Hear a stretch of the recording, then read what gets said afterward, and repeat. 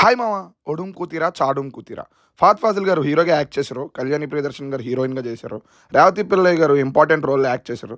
Malayalam actor Altaf Salim గారు direct చేసిన ఈ మూవీ ఈ ఇయర్ ఆగస్ట్ 29th థియేటర్స్లో రిలీజ్ అయింది. ఈ మధ్య నెట్ఫ్లిక్స్లో కూడా స్ట్రీమ్ అవడం స్టార్ట్ చేసింది.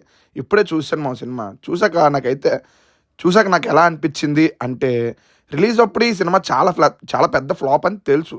బట్ సినిమా పోస్టర్ మీద ఉన్న యాక్టర్స్ని చూసి ఎంత పెద్ద ఫ్లాప్ అయినా ఎంతో కొంత ఎంగేజ్ అయితే చేస్తుందిలే అనుకొని చూడడానికి డిసైడ్ అయ్యాను.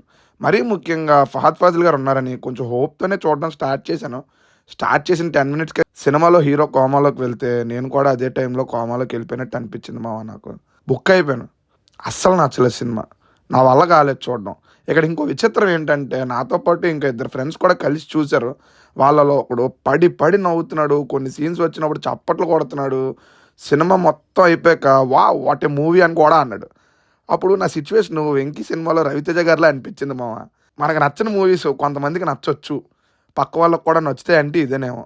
ముందుగా స్టోరీలోకి వెళ్తే, స్టోరీ చెప్పే ముందు నాకు అసలు ఈ సినిమాలో స్టోరీ ఒకటి ఉందా అనిపించింది అనే డౌట్ వచ్చింది. హీరో హీరోయిన్ పెళ్లి చేసుకోవాలనుకుంటారు, కానీ ఆ పెళ్లిలో జరిగిన ఒక ఇన్సిడెంట్ వల్ల హీరో కోమాలోకి వెళ్తాడు. తర్వాత కొన్ని నెలలకి కోమా నుంచి బయటకు వచ్చాక ఆ తర్వాత ఏం జరిగింది అనేది రిమైనింగ్ స్టోరీ. ఇలా వింటే కొంచెం ఇంట్రెస్టింగ్గానే అనిపించింది. బట్ ఆ డైరెక్టర్ ఆ ట్రీట్మెంట్ అంత పెద్ద క్యాస్ట్కి ఎలా చెప్పాడు, ఎలా చెప్పి ఎలా ఒప్పించాడు అనేది నాకు చాలా పెద్ద డౌట్ మామ.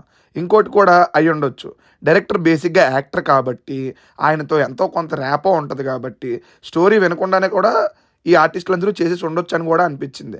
ఇంకా ప్లస్ పాయింట్స్లోకి వెళ్తే అసలు నాకు ప్లస్ పాయింట్స్ అనేవి ఏం కనిపించలేదు మామ. ఒక సినిమా టెక్నికల్గా ఎంత స్ట్రాంగ్గా ఉన్నా అందరికీ అర్థమయ్యేలా ఉంటేనే సక్సెస్. ఇక్కడ అదే మిస్ అయింది అనిపించింది.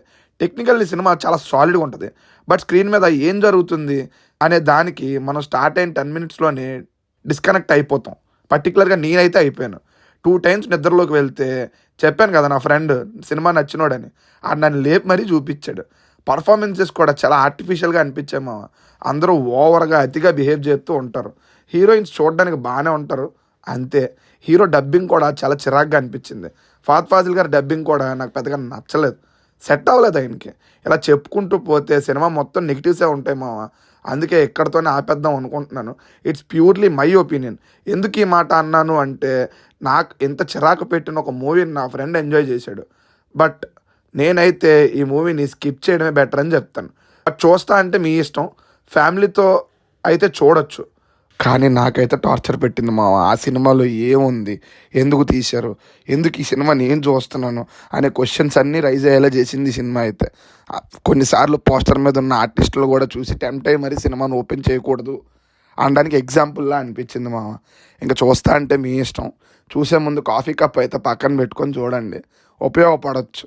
నచ్చితే మరి నేనేం చేయాలని, నాకైతే నచ్చలేదు. మెజారిటీ ఆడియన్స్కి నచ్చదని నేను అనుకుంటున్నాను మా. డెసిషన్ పాస్ చేయట్లేదు కానీ అనిపిస్తుంది నాకు.